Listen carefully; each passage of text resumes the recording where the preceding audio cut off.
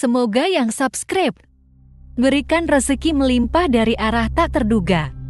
Dan yang like komen, dimudahkan jalannya menuju surga di hari akhir nanti.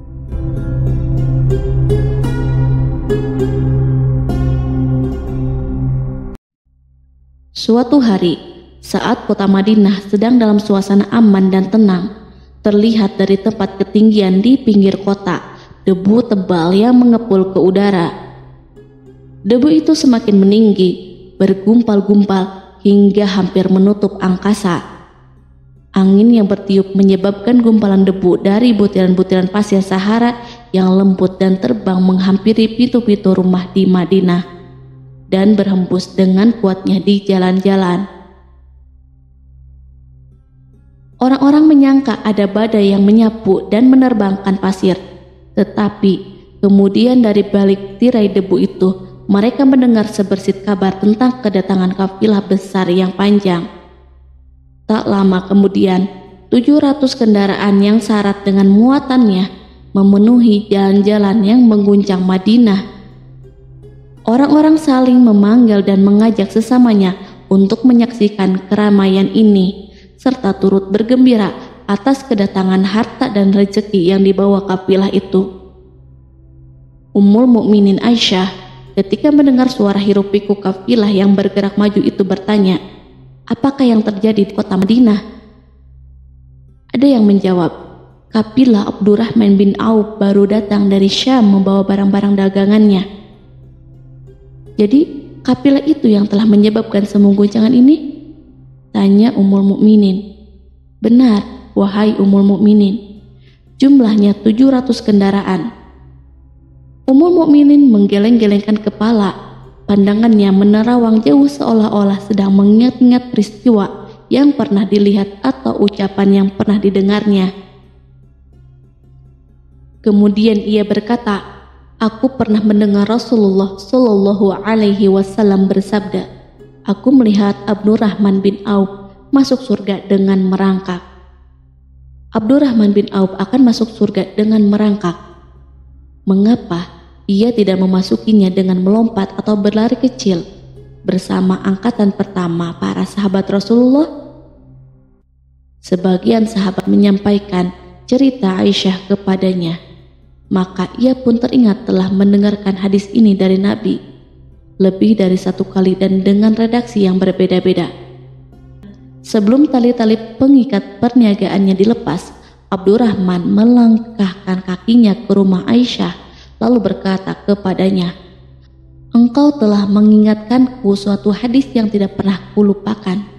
Maka saksikanlah bahwa kafilah ini dengan semua muatannya beserta kendaraan dan perlengkapannya aku persembahkan di jalan Allah Azza wa Jalla." Seluruh muatan 700 kendaraan itu dibagi-bagikan kepada semua penduduk Madinah dan sekitarnya sebagai perbuatan baik yang agung. Peristiwa yang satu ini saja sudah cukup untuk mengukir sebuah gambaran yang sempurna tentang kehidupan Rasulullah. Abdurrahman bin Auf, dialah saudagar yang sukses, lebih sukses daripada kesuksesan yang pernah ada. Dia merupakan orang kaya dengan kekayaan yang melimpah ruah. Dia adalah seorang mukmin bijaksana yang tidak ingin bagian dari keuntungan agamanya hilang begitu saja, dan tidak sudi kekayaannya membuat dirinya tertinggal dari kafilah iman dan pahala surga. Untuk itu, ia mendermakan harta kekayaannya dengan kemurahan hati dan kesadaran nurani. Sebelum saya melanjutkan, dimohon kepada pemirsa untuk menonton video ini sampai selesai supaya tidak ada kesalahpahaman dalam memahami isi cerita, serta mohon bantu channel ini supaya semakin berkembang dengan cara subscribe dan tinggalkan like serta komen positifnya. Semoga apa yang dilakukan pemirsa bernilai pahala. Abdurrahman bin Auf adalah salah seorang dari 8 orang yang lebih awal masuk Islam. Abu Bakar datang kepadanya menyampaikan Islam, termasuk kepada Utsman bin Affan. Tidak ada persoalan yang tertutup baginya dan tiada keraguan yang menjadi penghalang. Bahkan dia segera pergi bersama Abu Bakar As-Siddiq menemui Rasulullah untuk menyatakan baiat dan memikul bendera Islam. Sejak menganut Islam sampai berpulang ke rahmatullah dalam usia 75 tahun, ia selalu menjadi teladan yang cemerlang sebagai seorang mukmin yang besar. Hal ini menyebabkan Nabi memasukkannya dalam 10 orang yang telah diberi kabar gembira sebagai ahli surga. Umar radhiyallahu anhu mengangkatnya sebagai anggota majelis syuro yang terdiri dari 6 orang yang merupakan calon khalifah yang akan dipilih sebagai penggantinya. Kala itu Umar berpesan, Rasulullah wafat dalam keadaan ridho kepada mereka. Cepatnya Abdurrahman masuk Islam telah menyebabkan dirinya harus mengalami penganiayaan dan penindasan dari Quraisy. Ketika Nabi Muhammad SAW memerintahkan para sahabatnya hijrah ke Habasyah, Abdurrahman bin Auf pun ikut berhijrah. Ia kemudian kembali lagi ke Mekah, lalu hijrah untuk kali kedua ke Habasyah, dan selanjutnya hijrah ke Madinah. Ia ikut bertempur di Perang Badar, Uhud, dan peperangan-peperangan lainnya. Keuntungannya dalam perniagaan sangat besar, hingga mencapai batas yang membuat dirinya sendiri merasa takjub dan heran, sehingga ia berkata, sungguh aku melihat diriku ini seandainya mengangkat batu, niscaya kutemukan emas dan perak di bawahnya. Perniagaan Abdurrahman bin Auf bukanlah jenis perdagangan yang tercela maupun monopoli.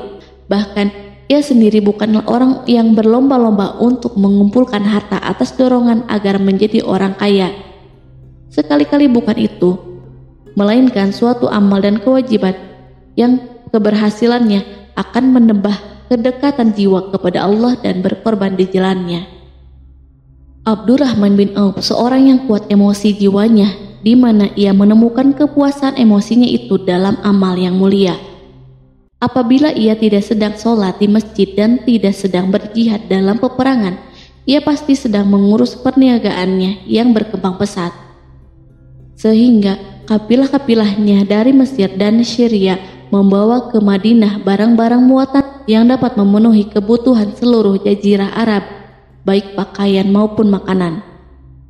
Ia menunjukkan kepada kita bahwa seorang yang kuat emosi jiwanya adalah ketika kaum muslimin hijrah ke Madinah. Rasulullah pada waktu itu menerapkan aturan untuk mempersaudarakan 2 orang sahabat, salah seorang dari muhajirin warga Mekah dan yang lain dari Ansor penduduk Madinah. Persaudaraan ini berjalan dengan sempurna hingga membuat hati terpesona. Orang-orang Ansor yang merupakan penduduk asli Madinah membagi seluruh kekayaan miliknya menjadi 2 dengan saudaranya dari kalangan muhajirin. Bahkan istri pun direlakan. Apabila ia beristri 2, ia pun rela menceraikan 1 untuk diperistri saudaranya. Ketika itu, Rasul yang mulia mempersaudarakan antara Abdurrahman bin Auf dengan Sa'ad bin Rabi. Sa'ad berkata kepada Abdurrahman, saudaraku, aku adalah penduduk Madinah yang paling banyak harta. Silahkan pilih separuh hartaku dan ambillah. Aku juga mempunyai 2 istri. Perhatikanlah yang lebih menarik hatimu dan aku akan menceraikannya, sehingga engkau dapat memperistri dirinya. Abdurrahman bin Auf menjawab, semoga Allah memberkahi dirimu dalam istri dan hartamu. Tunjukkanlah letak pasar kepadaku. Abdurrahman pergi ke pasar. Ia berjual beli di sana dan mendapatkan keuntungan. Kehidupan Abdurrahman bin Auf di Madinah, baik semasa Rasulullah maupun sepeninggal beliau, selalu ditunaikan dengan sempurna untuk memenuhi hak agama ini dan beramal di dunia. Perniagaannya sukses dan menguntungkan, seperti diungkapkan sendiri bahwa seandainya ia mengangkat batu dari tempatnya, pasti ia akan mendapatkan emas dan perak di bawahnya. Salah satu faktor yang membuat perniagaannya berhasil dan mendapatkan berkah adalah karena ia sangat selektif untuk berniaga yang halal dan benar-benar menjauhkan diri dari segala bentuk jual beli yang haram, bahkan yang subhat sekalipun. Selain itu, faktor yang menambah kejayaan dan keberkahannya adalah labanya yang bukan untuk Abdurrahman bin Auf sendiri, melainkan di dalamnya terdapat bagian Allah yang ia penuhi dengan baik. Ia menggunakan hartanya untuk memperkokoh hubungan kekeluargaan dan mengeratkan tali persaudaraan, serta menyediakan perlengkapan yang diperlukan tentara Islam. Bila total perniagaan dan kekayaan yang lainnya ditambah keuntungan yang diperolehnya dihitung, jumlah kekayaan Abdurrahman bin Auf itu dapat diperkirakan dengan memperhatikan jumlah yang dibelanjakan di jalan Allah.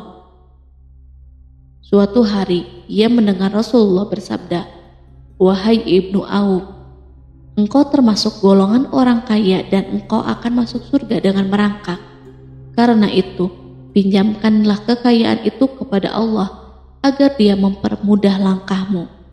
Sejak ia mendengar nasihat Rasulullah ini dan menyediakan bagi Allah pinjaman yang baik, Allah justru semakin melipat gandakan kekayaannya hingga berlimpah ruah. Suatu hari, ia menjual tanah seharga 40.000 dinar.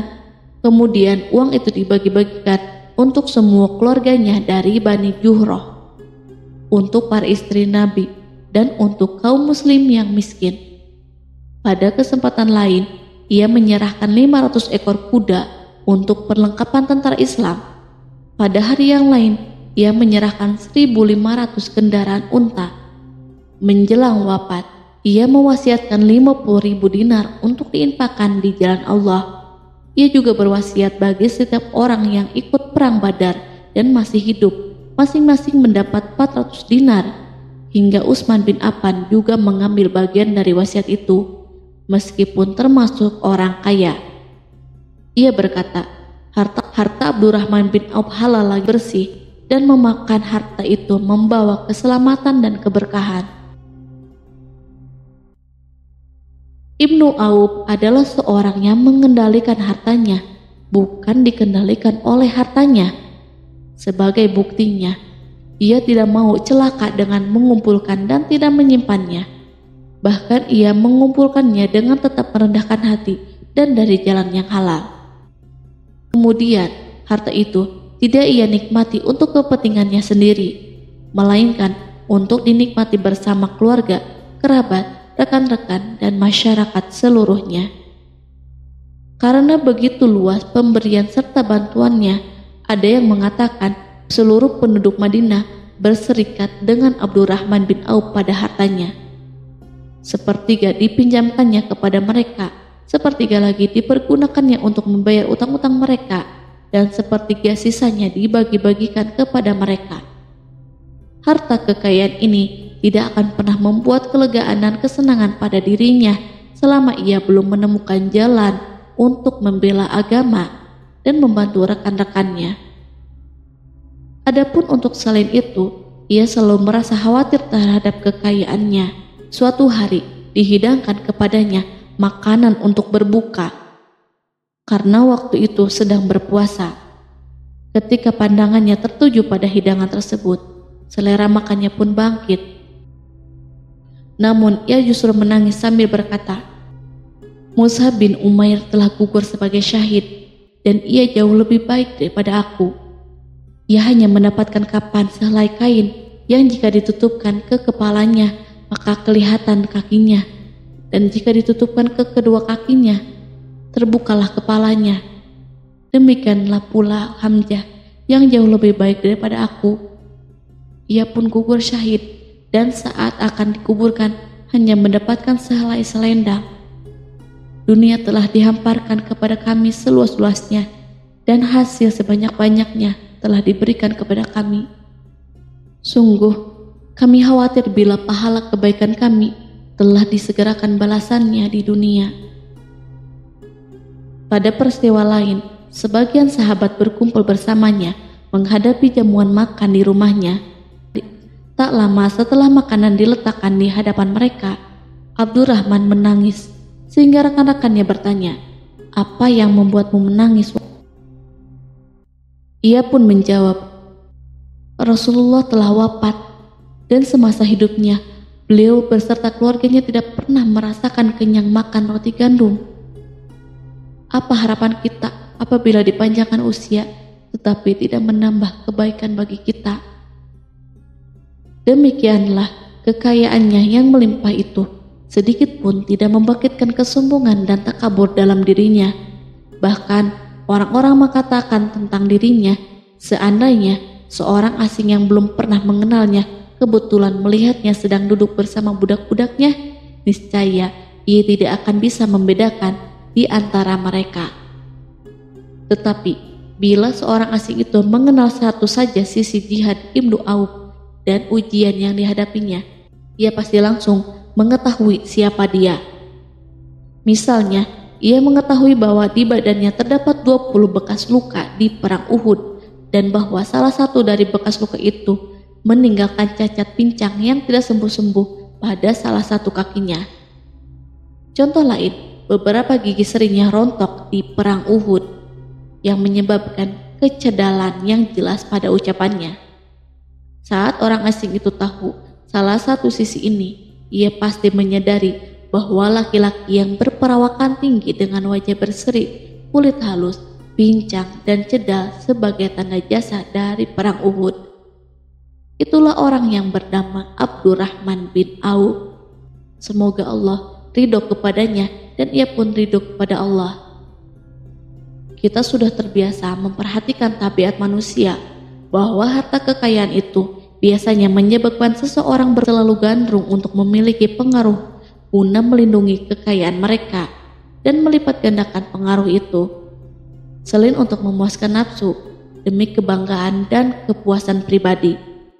Semua ini merupakan sifat yang bisa dibangkitkan oleh kekayaan. Tetapi bila kita melihat Abdurrahman bin Auf dengan kekayaan yang melimpah, kita akan menemukan manusia ajaib yang sanggup menguasai watak dasar manusia dalam bidang ini dan melangkahinya ke puncak ketinggian yang istimewa. Peristiwa itu terjadi ketika Umar bin Khattab hendak berpisah dengan rohnya yang suci dan memilih 6 orang di antara para sahabat Rasulullah agar mereka memilih salah seorang di antara mereka untuk menjadi khalifah yang baru. Pada waktu itu, semua jari menunjuk ke Ibnu Auf. Bahkan sebagian sahabat telah menegaskan bahwa dialah orang yang lebih berhak menjadi khalifah di antara 6 orang itu. Namun ia menjawab, "Demi Allah, seandainya diambilkan pisau lalu ditaruh ke atas leherku, kemudian kalian menusukkannya sampai tembus, itu lebih aku sukai daripada menerima jabatan tersebut." Demikianlah saat awal 6 orang terpilih itu mengadakan pertemuan untuk memilih salah seorang di antara mereka untuk menjadi khalifah yang akan menggantikan Al-Faruq, Umar bin Khattab. Abdurrahman bin Auf telah menyatakan kepada rekan-rekannya bahwa ia telah melepaskan haknya yang dilimpahkan Umar kepadanya sebagai salah seorang dari 6 calon yang akan dipilih menjadi khalifah. Dengan demikian, kewajiban mereka untuk melakukan pemilihan itu terbatas di antara mereka berlima saja. Sikap juhudnya terhadap pangkat jabatan ini dengan cepat telah menempatkan dirinya sebagai hakim di antara 5 orang tokoh terkemuka itu. Mereka menerima dengan senang hati agar Abdurrahman bin Auf menetapkan pilihan khalifah itu terhadap salah seorang di antara mereka berlima. Ali mengatakan, "Aku pernah mendengar Rasulullah menyipatimu bahwa engkau adalah orang yang dipercaya oleh penduduk langit dan dipercaya pula oleh penduduk bumi." Ibnu Auf akhirnya memilih Utsman bin Affan untuk jabatan khalifah dan yang lainnya pun menyetujui pilihannya. Itulah hakikat seorang laki-laki yang kaya raya dalam Islam. Apakah Anda telah memperhatikan bagaimana Islam telah mengangkat dirinya jauh di atas kekayaan dengan segala godaan dan penyesatannya itu, dan bagaimana ia menempa kepribadiannya dengan sebaik-baiknya? Pada tahun 32 Hijriah, tubuhnya berpisah dengan rohnya. Ummul Mukminin Aisyah ingin memberinya kemuliaan khusus yang tidak diberikan kepada orang lain, dengan memberikan usulan kepadanya ketika ia masih terbaring di ranjang menuju kematian agar bersedia dikuburkan di pekarangan rumahnya. berdekatan dengan Rasulullah, Abu Bakar, dan Umar. Namun, ia memang seorang muslim yang telah dididik Islam dengan sebaik-baiknya, sehingga merasa malu bila dirinya diangkat dan disandingkan dalam kedudukan tersebut. Selain itu, ia telah membuat janji dan ikrar yang kuat dengan Utsman bin Maz'un, yakni jika salah seorang di antara mereka meninggal sesudah yang lain, hendaklah ia dikuburkan di dekat sahabatnya itu. Saat rohnya bersiap-siap memulai perjalanan yang baru, air matanya meleleh, sedangkan lidahnya bergerak-gerak mengucapkan kata-kata, "Aku khawatir dipisahkan dari sahabat-sahabatku karena kekayaanku yang melimpah ruah." Namun, ketenangan dari Allah segera menyelimutinya. Lalu senyuman tipis menghiasi wajahnya disebabkan suka memberi cahaya dan kebahagiaan yang menenteramkan jiwa.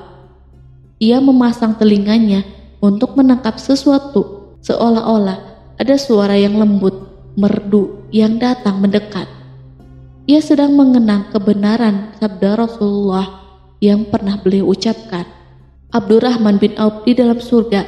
Ia barangkali juga sedang mendengarkan janji Allah dalam kitabnya.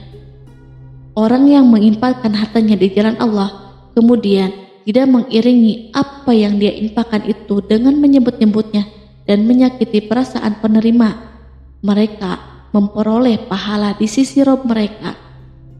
Tak ada rasa takut pada mereka dan mereka tidak bersedih hati. Quran Surat Al-Baqarah ayat 262.